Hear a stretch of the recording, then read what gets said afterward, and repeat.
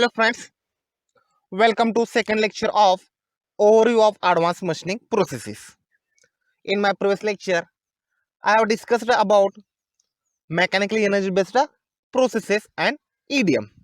Today we'll cover the remaining parts.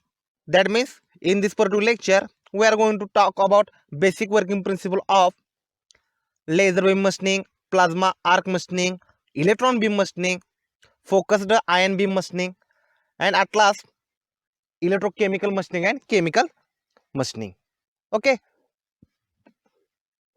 so now this is another interesting thing which children in their child age or young age, they keep doing something magic. They take a lens, okay, as I have shown in this figure also, and they concentrate the sun rays on the piece of paper. Okay, sun rays on the piece of paper, and they burn this piece of paper, and they enjoy this burning of the piece of paper, and they call it is magic. Similar kind of concept has been utilized.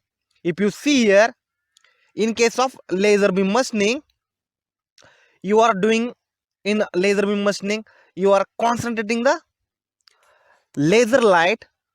Okay, you are concentrating the laser light on the very small, sorry, at the very small spot on the workpiece to be machined or to be given a particular shape and size at a and the high intensity of the this laser beam light, that you can, it is going to impinge on the workpiece, that you are going to melt or vaporize that material. Okay, as we know.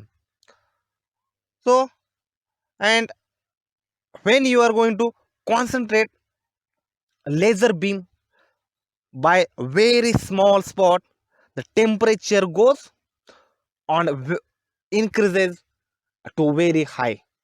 Okay, that means temperature goes to very high value, and you can machine or you can melt and vaporize any metal or material. You can get the desired shape and size of that material also.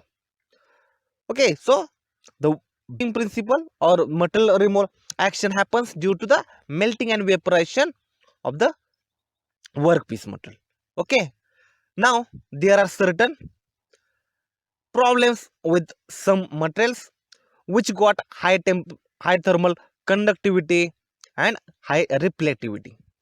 They can be machined, but performance of the process becomes very poor, especially in case of aluminum, copper.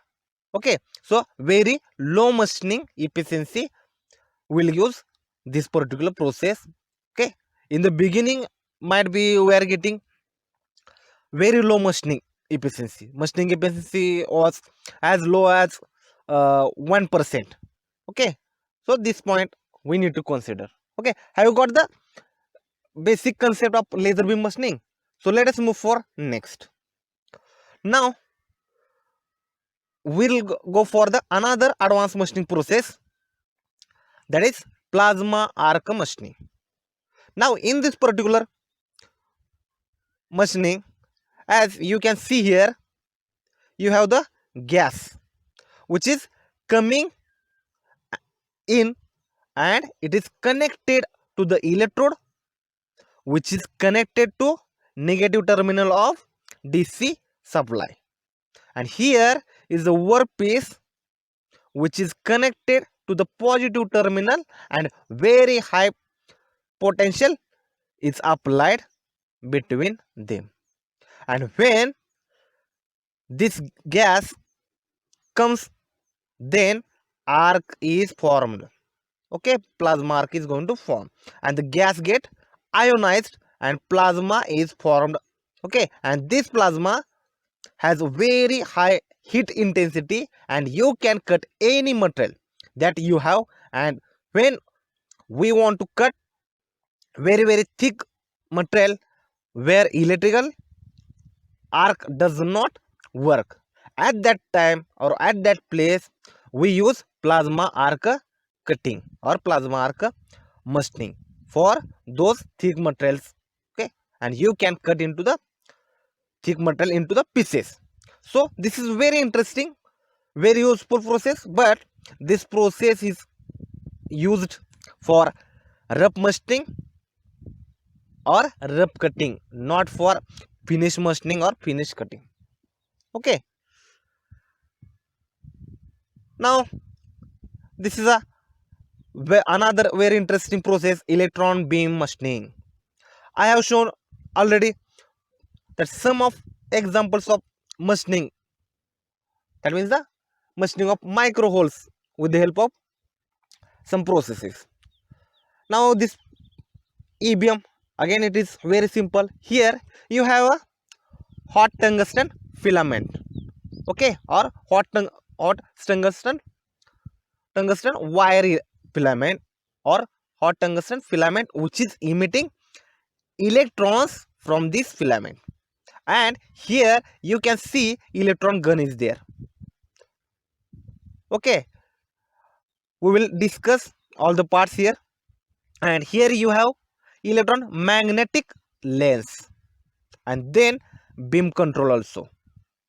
Sorry, beam control coils is there. And you can see here this electron beams, which is electrons in this particular beam are moving at a velocity. Okay, this is a electron beam, which is electrons in this particular beam are moving at a velocity which is close to the light. And when such high velocity electrons, although they have got negligible mass, but with such a high velocity, it will create a very high temperature at the point where they hit the workpiece, and temperature is very high. But okay, so by hitting that high velocity electrons, the material removal will occur at this surface. But the condition is in this particular machining is chamber, it should have a, in this chamber it should have a vacuum. If air is there, then the molecules of the air will strike with the electrons and they will lose their energy, and you will not get very fine cut on the workpiece component. So mostly the vacuum is created in the chamber, and the vacuum can be 10 to minus 5, okay, mmHg. Okay, however, there are certain versions of this EBM machine, okay, where people are using air rather than the vacuum, but the efficiency is very low as compared to this. Okay, so again this is a basic idea about the electron beam machining. Now there is another process known as focused ion beam machining process. Now in this particular process, splattering off or knocking out of atoms from the workpiece surface takes place because the kinetic momentum transfer from the incident ion to the target atoms. As you can see here in this particular case, now there is a incident ion. It is coming at a very high velocity and it hits the top surface of the workpiece and it hits the particular atoms. Now if the energy of these atoms, is larger than the bonding energy of these atoms on the top surface, then particular atoms will be splattered off and this ion will also go away from here. Okay, but normally what happens, that the energy content in the ion is much larger than the bonding energy of this atom. As a result of that, in place of one single atom, it removes many atoms from the top of the surface and it penetrates inside the surface and over there and this is not desirable phenomena. So the energy of ion should be more or less the same, which you can break the atom from the top surface and remove them one by one. However, it does not happen so at sufficiently high energy of the ion should be more or less the same, which can break the atoms from the top surface and remove them one by one. However, it does not happen so at sufficiently high energy, the cascading events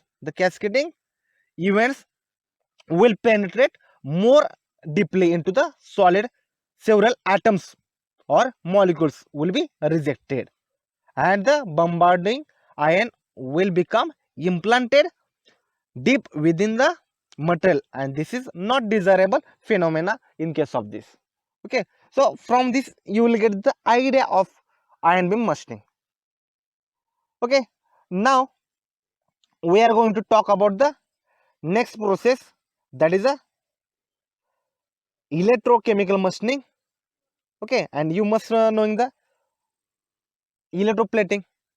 Okay, so this electrochemical machining is just a reverse of electroplating. Okay, so in this particular case, you have the tool, you have the workpiece, and both are electrical conductive, and you are use what is known direct electrolyte. Okay, in between tool and workpiece. Okay, so electrolyte means what? It is nothing but the solution of normal salt in water. There are other electrolytes also, which we will discuss later on.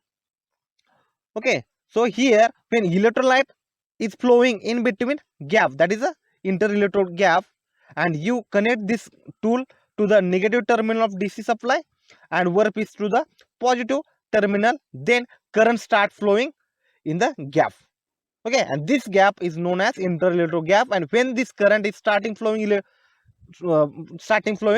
then electrochemical reaction takes place, and as a result what happened, that material is removed from the surface of workpiece, and you get the cavity formed in the workpiece, which is close to the shape of the tool, and in this way you can machine any hard material. Okay, now it is the chemical property or metallurgical properties of the workpiece which affect the performance of the process, rather the mechanical property of the workpiece. Okay, that is the hardness is no more barrier in this kind of processes as we find in case of conventional. Okay, so here no barrier of the hardness of the workpiece or tool. Now there is another process, that is chemical machining process. In this process you are using the etchant, which reacts chemically with the workpiece surface. You use the maskant, okay, to hide the surface from where you do not want to remove the material, and you immerse workpiece, okay, in the etchant solution, which already has the on that workpiece where you don't want to remove the material, there you are going to put the maskant, and once you immerse it for the definite period of the time in the etchant solution, then that material start dissolving chemically, and after certain period of time you take out the workpiece out of that tank, and you will find the desired shape and size on the component, that is a material removed or etched from that work surface. Okay, and this is happening due to the chemical dissolution. Okay, so this is a basic idea about the chemical machining. Okay, so here we are closing this session, and here I have mentioned the reference for this my lecture. Okay, thanks for watching this video. Please subscribe our YouTube channel and follow us. Thank you. Hopefully you might have enjoyed the lecture. Then please do like the video and know your thoughts in comments. Please do share this video among your friends, and don't forget to subscribe to our channel. After subscription you can press the bell icon to never miss the notification regarding our new videos. Thank you so much.